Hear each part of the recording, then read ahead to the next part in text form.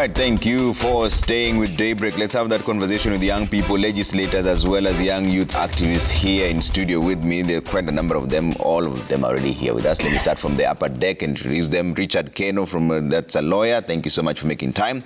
Honorable Kaleba Misi is here, Saboti Member of Parliament. Thank you very much for making time. Eric Omondi, a youth activist and comedian. He said there's nothing funny in Kenya anymore, but he's still here now. Thank you so much for making time. On the lower deck, we have Honorable Jerry Maina, woman rep Kirinyaga. Asante sana for making time. Kasmuel Makoure, youth activist, thank you very much for making time. And Honorable Essie Okenyuri, nominated senator, asante sana for making time. So, let's start off this conversation. There's a lot going on the dailies. Why they had to fall, people power, and the restructuring of the cabinet. Jerry, I'll start with you. What do you make of this move by the president? Trevor, thank you for having us. And what I can say is that it was a long time coming. And the hard decisions, I believe, must be made. And this was the time. And the president has shown that he indeed listens to the Kenyan populace. Because if he had the right and the authority to say that he will not dismiss his cabinet. Perhaps he's going to do a reshuffle, or maybe he's going to let go of a few of his cabinet secretaries. But Gen Z, when they were pushing and agitating for changes in government, they said they do not want a reshuffle. They want the entire cabinet to be disbanded. And that is what the president has done. So he has shown a step of faith that we can actually trust his word and that he actually listens to the Kenyan people. Okay. Kasmo? I think the President of the Republic of Kenya cannot be trusted. And this is a politically sinister move made for self-preservation. As a sign of goodwill, I believe that he should, one, have this gazetted, but two, he's shown reluctance in following the Constitution, which has been one of the main things we have been agitating for. I say this because he might have fired his entire cabinet, dismissed if you may, but he still maintains the unconstitutional position of the office of the Prime Cabinet Secretary. And this is a blatant display or attempt at self-preservation. I do not think of this as a move of goodwill because I would sit here and applaud a fish for swimming. If the president wanted to do the right thing, the president would have done the right thing. And this is, it's the beginning of a manifestation of a new political environment to which we can't wait to see how it's going to play out. Remember, we still do not know what other names are going to come out, but part of also the suggestions we are making as Kenyans is we do not want to see old guards and old faces or faces of people who have tarnished names. So I'm very wary of trusting the president with regards to this move. Okay. Essie? Thank you, Trevor. First, I want to thank the president for heeding to my call. If you remember early last week, I actually made an appeal to him to separate friendship from work. So it's actually something that was due to happen, but it is within his constitutional mandate to determine when and how he does that. This is not a new phenomenon. It has actually happened in other countries before, like our neighbors, Malawi down here. And Trevor, if you had consulted me, the topic would not have even been government versus people. It should have been employer versus employee, or rather put, well, a limited company versus its citizens who are now board of directors who are supposed to maximize on whatever the people who are in that company are now board of directors who are supposed to maximize on whatever the people who are in that company expect of them to maximize on payouts. Okay. Yeah. I find it interesting how legislators feel they need to be consulted over certain things that they have no control over, but that's a story for another day. Let me bring in Richard here. Richard, what is your view on what the president has done? Thank you, Trevor. To begin with, allow me to, and in utmost grief, observe a moment of silence just for 1 minute for all the departed compatriots who had to lose their lives, those identified and unidentified, so that this country called Kenya might live. Kindly let's observe just 1 minute moment of silence in that regard.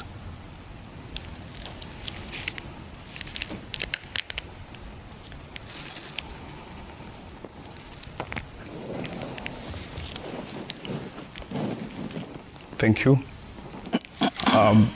Allow me first to begin by congratulating the millennials and the Gen Zs for the brave spirit that they have demonstrated in putting the government of the day in checks and balances and showing the whole world that actually no politician can sit on a hot issue if you make it hot enough. But in that regard, again, I would like to stretch a little bit who is Gen Z, who is millennial. And I think it's patriotic enough for us to go outside the date on your birth certificate and look at Gen Zs and millennials more as a spirit, an approach to life, a sort of patriotism that calls for political accountability and democratic governance.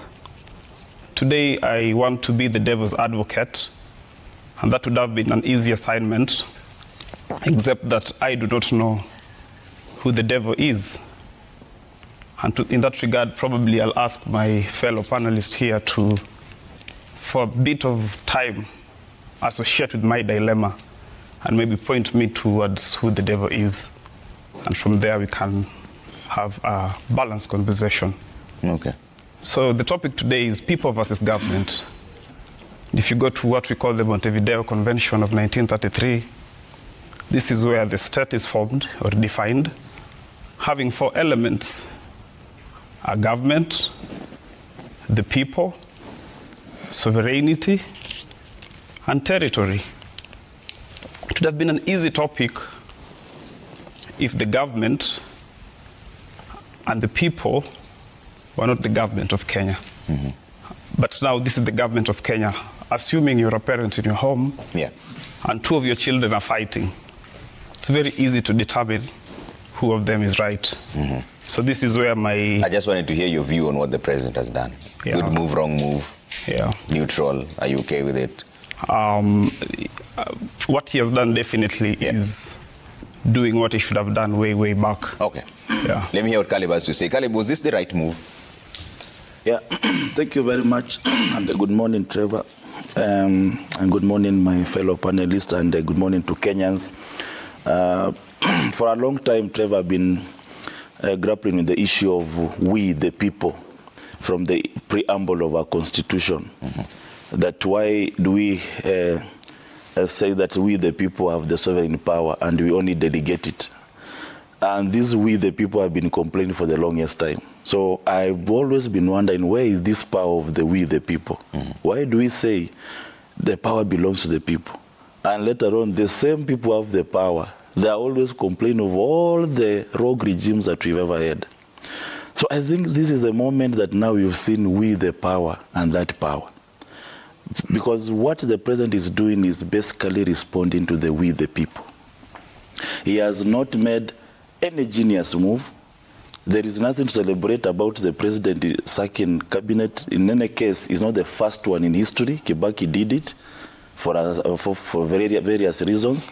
So there's nothing to celebrate about a president sacking his cabinet. You are actually showing how incompetent your president was in the first place to have such an incompetent cabinet. Because were you sacking them because they failed a referendum? No. In case of Kibaki, no. You are sacking because of the cry of the people that you have in a competent cabinet. Now, the elephant in the room is who are you going to hire? And secondly, how are you going to respond to the issues that you say? Because there is always a trust deficit that has come out of the president. People are no longer trusting him. And when people are no longer trusting their leader, it means you've lost that sovereign power they gave you. Okay. Eric, are you satisfied with the president's move of sacking the entire? I think the president has stopped listening to his people and has started listening to the people. And from his side, that's a great move. And I want to challenge the president to make history, now that he has a chance to do so. He has fired his cabinet. I personally called for that. And now the next move will determine a lot of things. I'd like to suggest to the president to make history by appointing, amongst the people he'll appoint, or by rather fulfilling one of his campaign promises. The president campaigned on the promise of a mama mboga government. He said, tutatengeneza serikali ya mama mboga. If the president can appoint one boda, Trevor, these boda guys you see out here, out of 5, if you pick 5 randomly, 2 of them are graduates. Some even first class. Out of every 5 randomly outside citizen here, pick 5. 2 of them are graduates, and 1 of them could be a first class honors. The president can show goodwill, and I would highly recommend that he appoints, hata kama ni PS, ama CS, 1 mama mboga, they're here in Gikomba. Yeah. I know some of them who went to KU, even UN. That will show, that will signify, will symbolize that if the president can lift 1 mama mboga, who is 1 jiko, or 1 boda, then the president is ready to lift all Kenyans from poverty. We requested the president to fire all heads of corporations. He said at the end of his speech that moving along, he'll be doing that, yeah? And there are some suggestions that we have here. You'll notice today I'm not demanding, I'm suggesting, because I'm giving that space to hear what he'll do tomorrow and who will appoint. Yeah? As my brother said, it has to be a new Kenya. It has to be a government of the people, by the people, and for the people. And the mama mboga must be there for Eric Omondi. Must. It signifies a lot. It changes the game. We must have a Wanjiku. Moi never did it. It has always been about rewarding your cronies and friends or political affiliations. Kenyatta never did it. Kibaki never did it. Uhuru never did it. Ruto might go down as the only president in Africa who picked an unknown graduate or professional from a quote-unquote lowly and made them a cabinet minister or a permanent secretary, what we today call principal secretaries. Ama kama kitu tu atoe huyu Karen Nyamu, si alisema huyu juzi, huyu nominated, atolewe leo aweke put mama mboga somewhere. No, just because naongea kama prophet. Put mama mboga somewhere. Okay. Put boda somewhere. All right. That is key. All right. Because the president never campaigned. He signed a contract. For 3.5 years, he went around the country saying, huyu mama mboga, munamanisha huyu boda. Yani tukiingia pale, yani bottom up, tuinue huyu mama. He never spoke about doctors. He never spoke about lawyers. He campaigned on one, he had a contract with 2 people. He has to start by fulfilling that promise. I personally will be assured that we're on the right track. You had threatened to march to State House yourself. Yesterday, yes. With a white dove. Yes. Is that still on, or do you now see that so it's not going to happen? On Tuesday, I had requested the President of the Republic of Kenya, Dr. William Samoei Ruto, to do one thing, to fire the cabinet secretaries, all of them, before or by Thursday, to fire all heads of parastatals.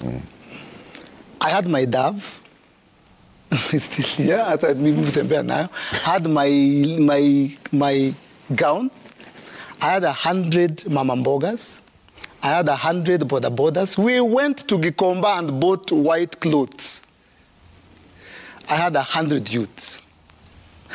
Trevor, I knew by Wednesday night, when Moses Kura was leaving this studio, that the cabinet secretaries had been fired by 11:30 p.m. Who told you? That I will not disclose. I knew that they were officially dismissed and dissolved. Okay.